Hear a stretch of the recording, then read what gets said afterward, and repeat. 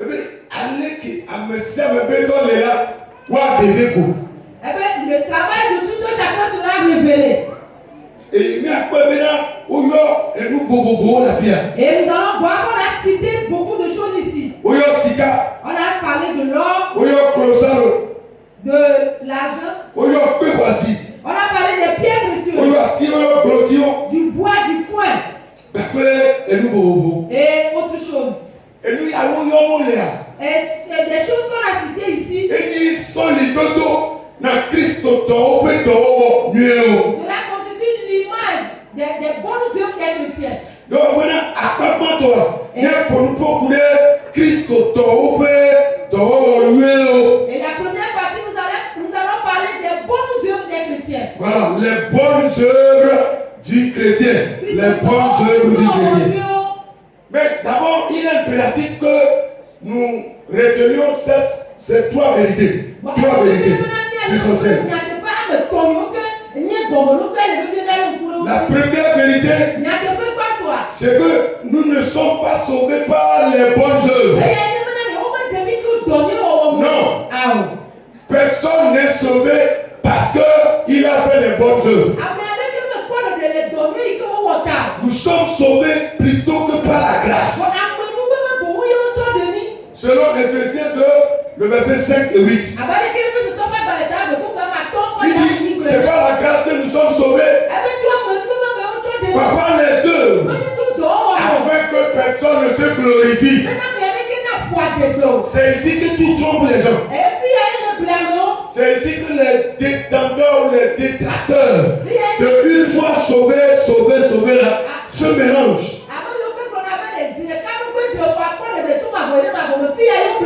Bien, scène bien cette vérité. Personne n'est sauvé par ses œuvres. Tu ne peux rien faire pour être sauvé. Non. Mais nous sommes sauvés par la grâce. À la foi que nous avons au sacrifice parfait de Jésus qu'il a fait sur la croix. Chapitre numéro 1. La deuxième vérité. Maintenant que tu es sauvé, ton salut a un objectif. L'objectif pour lequel tu es sauvé, c'est que tu accomplisses les bonnes œuvres. Est-ce qu'on a compris ça? Nous ne sommes pas sauvés par les œuvres, par nos bonnes œuvres. Après que nous sommes sauvés par la grâce, maintenant, il faut que nous pratiquions les bonnes œuvres. Matthieu 5, verset 16. Il dit que les gens verront vos bonnes œuvres et ils glorifieront votre Père. Donc le chrétien doit pratiquer les bonnes œuvres.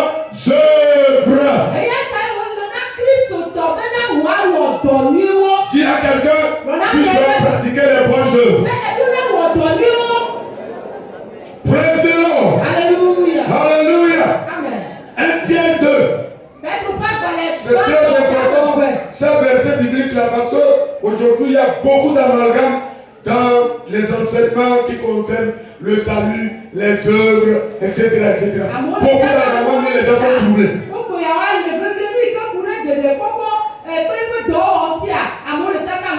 1 Pierre 2:12. Ayez au milieu des païens une bonne conduite,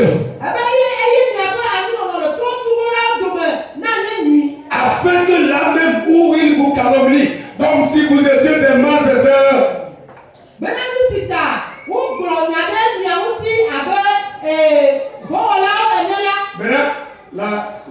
la vérité arrive. Si c'est pas Bible qui souligne ça, il remarque vos bonnes œuvres et glorifie Dieu au jour où il les visitera.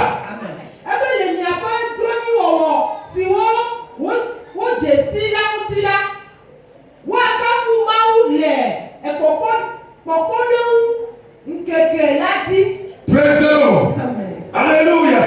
Dites-toi le verset 14. Dites-toi le verset 14. Il faut que les nôtres aussi apprennent à pratiquer de bonnes œuvres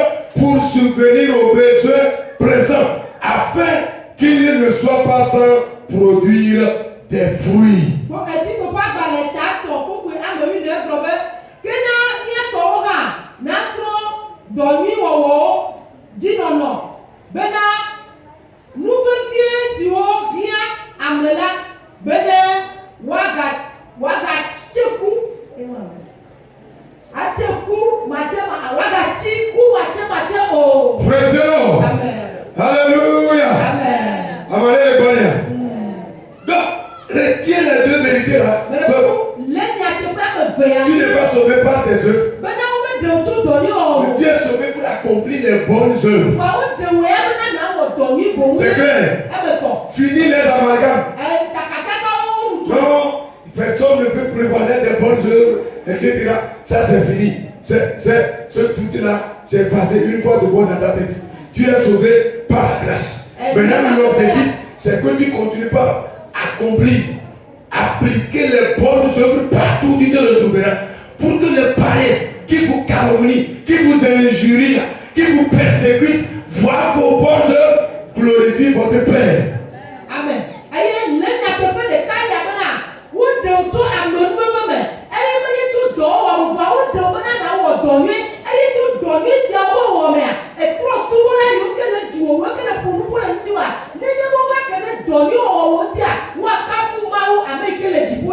Praise the Lord. Alléluia. Oh, praise the Lord. Alléluia. Troisième vérité. Nos bonnes œuvres sont consignées dans des livres au ciel pour le jour du jugement.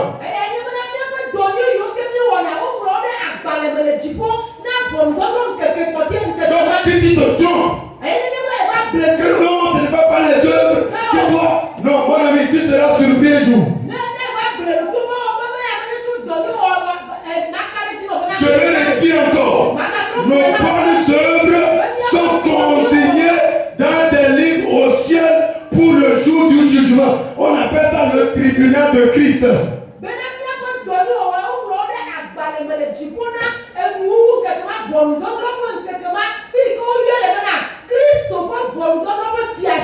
Corinthiens 5, le verset 10. 2 Corinthiens 5, verset 10. Car il nous faut tous comparaître devant le tribunal de Christ. Virgule, afin que chacun reçoive selon le bien ou le mal qu'il aura fait étant dans son corps. Est-ce que c'est clair maintenant?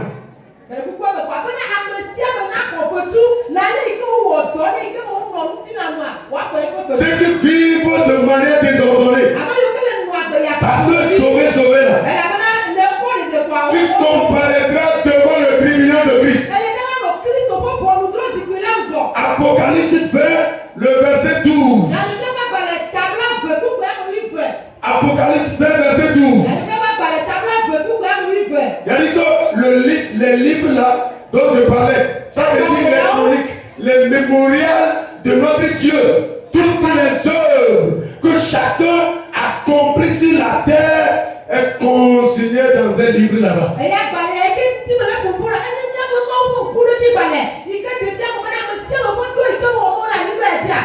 Nous comparaîtrons devant le trône de Christ, le tribunal de Christ, et chacun sera jugé selon ses actes. Le chrétien sera jugé. Ne dis pas que tu as déjà échappé au jugement. Non. Nous serons jugés devant le trône, le tribunal de Christ. C'est très très important. Alléluia. C'est pour toi. Les bonnes œuvres du chrétien sont de deux volets. Je vais les répartir. C'est une liste qui n'est pas exhaustive. Il y en a tellement. Mais je vais les faire de façon ramassée pour que nous ayons une lumière de connaissance dans ce domaine. Quand le Saint-Esprit va te conduire, diriger, toi-même tu découvriras beaucoup de choses de là. Le premier volet des bonnes œuvres, ça résulte de la qualité de la vie que le chrétien doit mériter. La qualité de vie que le chrétien doit mériter. Ça fait numéro 1. Je le dis à l'entame, j'ai dit la qualité de l'édifice détermine la qualité du fondement. L'édifice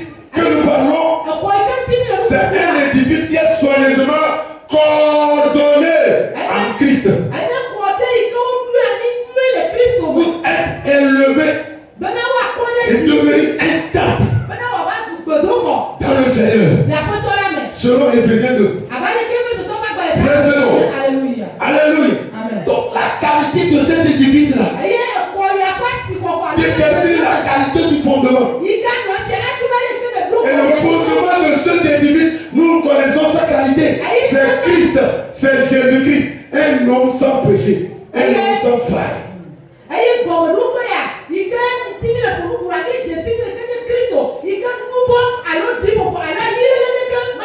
Un homme dont sa moralité n'est pas doutée.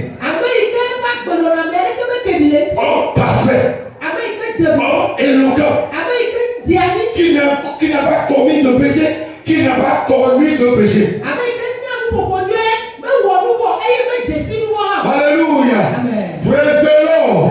C'est lui qui est le fondement. Regardez la qualité de ce fondement. Regardez la qualité de l'édifice. Qui est dit dans 2 Corinthiens 5. Même si ce temple, ou bien même il dit si ce temple est détruit, cette temple est détruite, nous avons un édifice là-bas. Nous ce n'est pas avec les mains des hommes que cela a été bâti, mais c'est avec la main de Dieu. Donc c'est un édifice parfait. Et nous devons prendre garde de la qualité de la vie que nous menons. Bien-aimés dans le Seigneur, les petites bagailles doivent arrêter. Les petites tromperies doivent arrêter. Non, il est temps que chacun soit sérieux. Sérieux parce que l'édifice que nous sommes en train de bâtir, que Christ bâtit en nous, c'est un édifice magnifiquement beau. Alléluia. Praise the Lord. C'est très important. Chacun doit veiller. C'est pas dire veiller. Veiller. Nous devons veiller à la manière dont chaque brique que nous posons. C'est très important. Quelle est la qualité des briques que tu poses? La qualité de la vie que le chrétien est en train de mener. Et dans la qualité de la vie, nous devons adopter, nous devons faire de notre vie. Je ne sais pas quel mot ou adjectif utiliser pour que nous devons incorporer en nous. Ça doit être notre sang. Ça doit être notre respiration. La sanctification permanente. Numéro 1. La sanctification permanente. Le chrétien doit se sanctifier chaque jour. Chaque jour. Ce ne sont pas comme les enfants d'Israël dans le désert. Que c'est lorsqu'ils veulent se lever pour partir, on les dit, on passe partout, on les dit, ok, que chacun se sanctifie parce que demain, l'artiste de l'Éternel va se lever. Non, non, non, non. Maintenant, l'artiste n'est nulle part. L'artiste est en nous. Et chaque jour, nous devons nous sanctifier. Nous devons nous sanctifier. Amen.